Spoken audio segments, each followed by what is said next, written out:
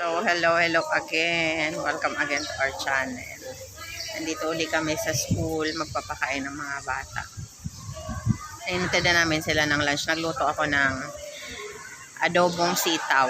Ewan ko lang kung kakainin nila yung adobong sitaw na niluto ko. Wala naman silang choice eh. Ayaw talaga nila ng gulay. Pero pag wala naman sigurong choice ay ewan ko lang kung ano yung magiging reaction nila sa adobong sitaw na niluto ko. Baka sabaw lang ang iulam nila, pero okay lang, at least may sustansya pa rin naman yun kahit pa paano. At ang aking anak, say hi to the vlog. Ang aking anak na araw-araw na nag-juice.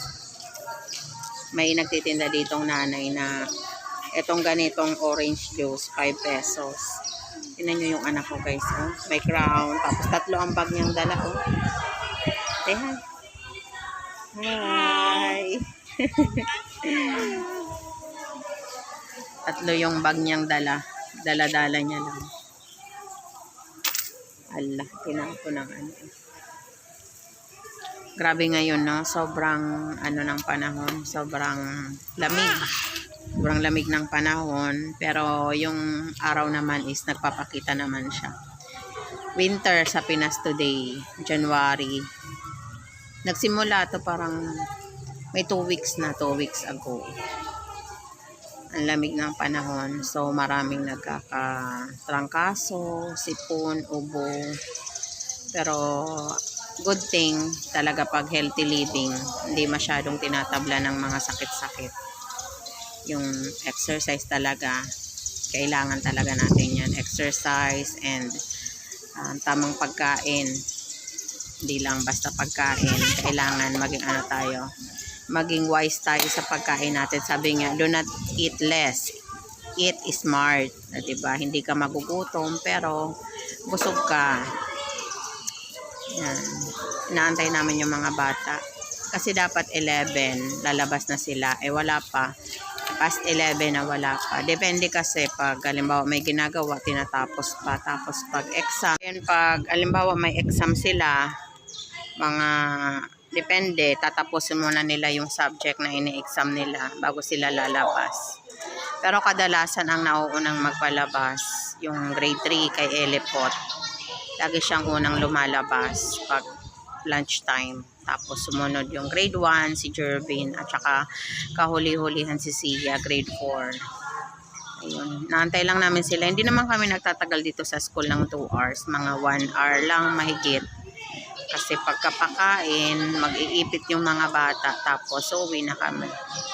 Tapos pagka nasa bahay na, na yun niya na, siesta time niya na yun, matutulog siya, dedede. Tapos minsan nakakatulog din ako. Yes, kumigising kami ng mga alas 2 or mga alas 3, uwian na nila yon. Kasi ang klase dito sa Naves, dito sa San Isidro, Candelaria, Quezon, is ang pasukan nila is 7:30. Flag ceremony nila every Monday. Every Monday lang sila nagpa-flag ceremony. And the rest of the week, hindi na. 7:30 talaga ang start. Pero alas 7 pa lang. Mga 7:10, 7:15, ayan, pinapapunta na namin sila dito sa school. Kasi start ng first subject nila is 7:30. Ito yung maganda dito sa probinsya kasi madaming time. Tsaka kaunti ang estudyante dito. From kinder to grade 6, nasa 300 plus lang yung estudyante dito. Kulang pa, maraming bakante pa dito. Kaya maganda dito, tsaka whole day ang klase nila. 7:30 to 3 p.m. ang klase nila. Say hi muna. Say hi muna. Di na naman daw siya. Ito yung juice niya, hindi naman naubos. 5 pesos to. Sabi ko nga, ititimpla ko na lang siya ng juice sa bahay. Ayaw niya. Gusto niya talaga, bibili talaga siya doon kay nanay. Ayan, didi na muna. Say hi muna. At saka ang ganda dito kasi madaming puno dito. Tapos malawak yung playground ng mga bata. May sila. May silang maglaro-laro dito. May space sila maglaro. Kaya maganda talaga dito. Tsaka gustong-gusto talaga dito ng mga bata. fresh air. Nakikita nyo, malawak talaga yung paligid. Dito kami nakatambay sa sa may stage. Dito namin pinapakain yung mga bata. Yes. Kasi may mga dito, may mga upuan. May mga upuan dito na dito kami nakapwesto pag lunchtime. Dito na lang namin sila pinapakain. Aring anak ko ay nagyayaya na naman. Ano na naman ang bibilhin? Naman, bibili na naman daw siya. Ayan, bibili muna kami.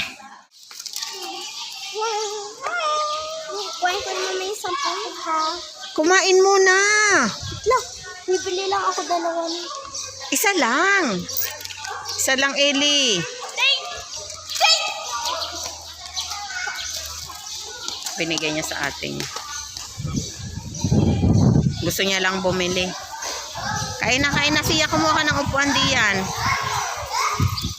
Ayan ah. Yung ulam nila.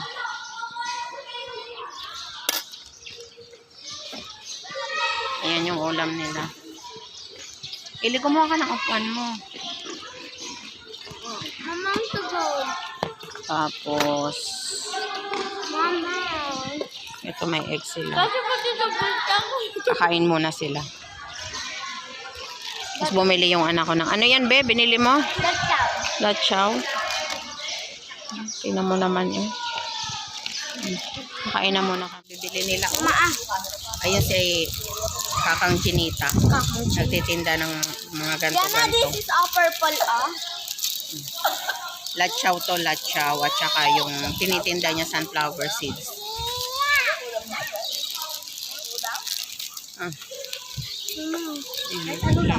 Yung gustong-gusto ng mga bata na from Thailand daw to, ang tawag nila lachaw. Beef lachaw to. Kakaiba yung lasa niya. Maanghang, na maalat, na matamis. Masarap yan, masarap. Masarap talaga. Ang haba niya oh. Kaya pala gustong-gusto to ng mga bata eh. Mga masarap. Lachaw. Ayun.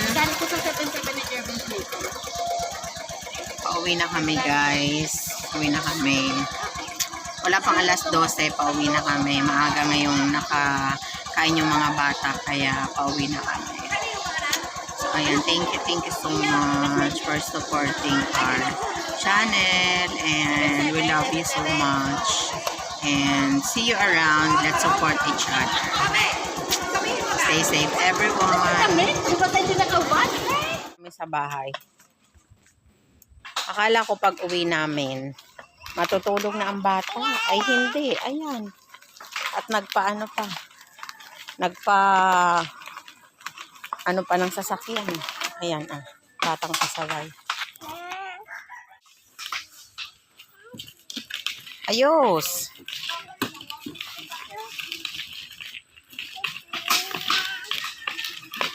Pahila pa ang bata.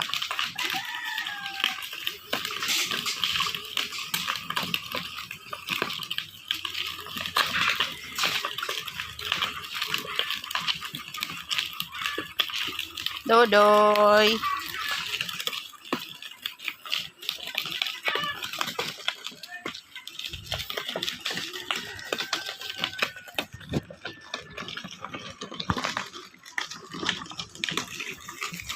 May nagagawa ng bahay ng kambing doon.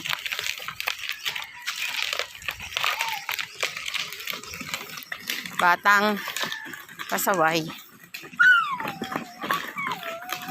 Sleep ka na? Tutulog ka na ba? Tutulog ka na? Ha? Tutulog ka?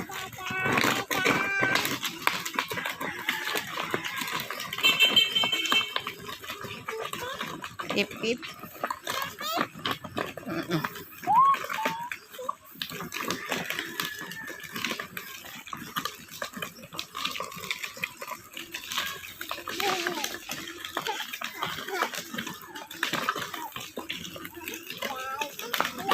Buti hindi masyadong mainit ngayon. Kulimlim. Kulimlim ang panahon.